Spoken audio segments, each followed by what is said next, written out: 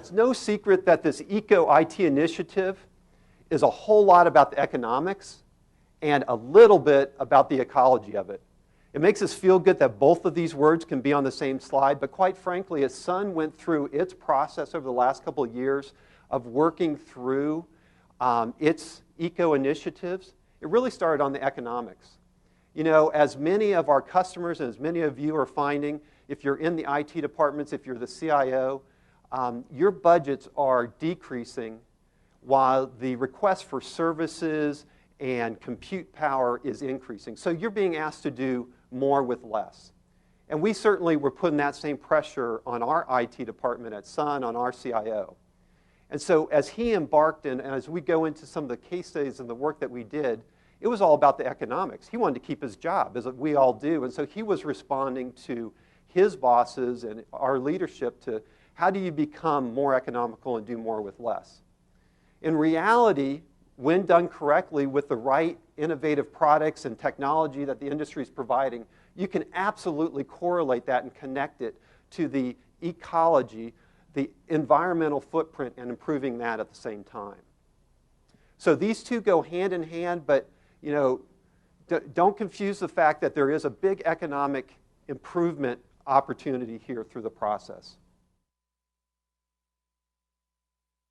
So what you find is that your data center is at this like collision crossroads of what you have on the left of demand for services, access, remote computing, more web-based delivered services. All of that, you know, we love and consume as consumers. Many of our government agencies are having to provide it to us as constituencies, whether you're the IRS and you are trying to provide your constituencies tax return web-based services, or able to look at where your tax return is or when you have to file it.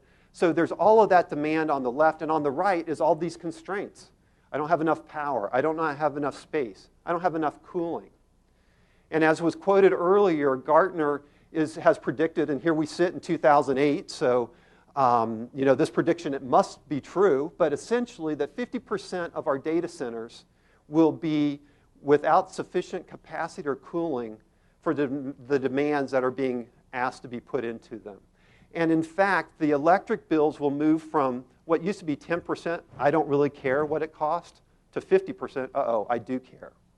And so we're really faced with this kind of collision course between these two kind of competing demands, but ones that actually can be handled quite effectively. Across the world, the network that we talked about, remember that click of eBay or Apple iTunes, consumes about 100 billion kilowatts of electricity annually. Worldwide, it's kind of an estimate. It's hard to get the exact number. But that demand is, quite frankly, a pretty small percentage of overall, you know, electrical and power use. You know, there's air conditioning, there's lots of other things. But what is concerning the industry and governments and policymakers is the small today percentage is increasing rapidly. Actually, it's doubling every 5 years. So it's on a very dramatic curve when other industries and consumers are on a declining or flat curve.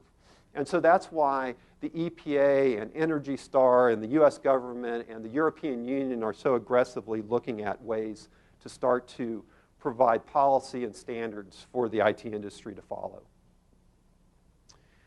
And so what are some of those? I'm sure that we'll get into this later in the day, but here locally within our federal government, HR 5646 and HR House Resolution 6, both have put in place both the, hey, we need to go study this, and then we need to go set an example. So HR House Resolution 6, which was signed in December, is a very extensive bill that lists out a whole bunch of different energy efficiency policies that includes both data center and computer use in addition to a whole bunch of other things.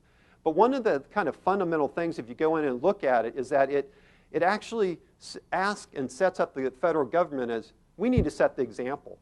We need to be taking steps in our agencies and in our operations to be more energy efficient, to follow the laws that we're putting in place or follow the studies.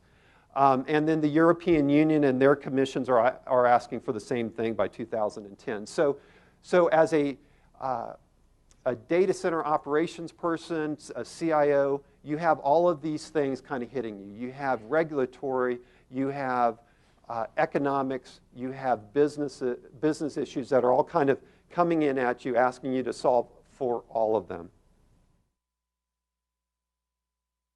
Server utilization tends to be, if not controlled or managed well, 10, 15, if you're lucky, 20, 25%. So clearly, the ability to virtualize and package up servers and consolidate them and drive utilization up is a, kind of scratch your head, why wouldn't I do that, right? But that absolutely links to improving space cooling efficiency, right? So if you can shrink 10 to 1 on your servers, your cooling and capacity and space requirements goes down by that number of servers. And of course, then that waterfalls down into, hey, I actually need less power to run all this stuff. So let me tell you a little bit about Sun, just to give you some context. So we're about 25 years old. We have 35,000 employees worldwide in about 100 different countries. We do about $13 to $14 billion a year of revenue selling a combination of server, storage, software, and services. Basically, IT products, to the industry and to government. And like many companies, and maybe we were far worse than any of yours, in that 25-year growth, we were pretty unconstrained. We were like a bunch of kids. We bought stuff, we built stuff, we had data centers, and so as we started looking at this and say, wow, how do we actually become a little bit more efficient and be more competitive in our business? This is kind of what we found. 20 years of growth of new products, acquisitions, building out in new countries. You end up with things like 1.3 million square feet of data center and lab space. That is a lot. And you raise floor it, you build it out, and it's a lot. There's over 1,500 little rooms. I think I had about 20 of them in our McLean office, which most of them are gone now. But you end up with all these little rooms and labs and closets and things with stuff in it. And we had 35,000 employees with fat clients. And we talked about the wattage on the desktop. And without some kind of power management turned on, those things are burning 200 to 300 watts a piece. So this was kind of the profile of what we're facing and the challenges that it presented. So as we kind of embarked on doing this, the big aha thing, the strange new world that we entered, was the fact that the IT leadership and organization needed to work arm in arm, shoulder to shoulder, with the facilities leadership and team within our company. And this is a really fun, if you take anything away to solve this on a grand, large scale, this is it. All right, we're going to talk about technology and innovation and a bunch of stuff.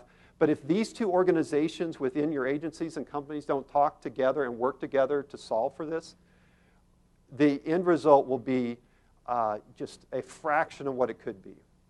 And so what we did at Sun, quite frankly, is brought these two organizations together, the leadership team. We made their goals and their budgets common, so facilities budgets versus IT versus power versus the incentives and the goals of those organizations were the same. People's behavior started to change, right? It wasn't just, hey, I built the thing for you, it's your problem to fill it up and run it, and I don't care how efficient it was, or, hey, what you built for me is not that efficient, you're killing my power bill. So this is a real fundamental thing to do, and since we've been doing this, it's made a huge difference in how we operate the company and operate our IT infrastructure.